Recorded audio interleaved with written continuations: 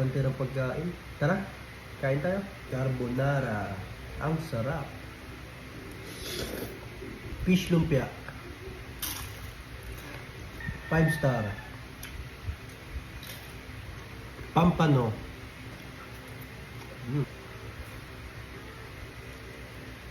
Dessert na tayo. Coffee jelly. Sarap po. Tapos ito coffee jelly ka. Sarap po. Yan din, ayan o. Sa mga gusto ng coffee jelly, tara dito. Tikoy. Wala masyadong pumansin ng sapin-sapin ah. Tikman natin. Pero kagabi kinain ko to. Sapin-sapin.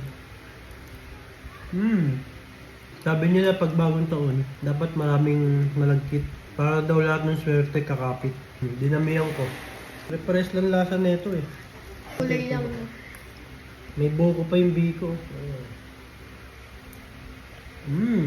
Diba so, dessert mo? Ang sabi ko.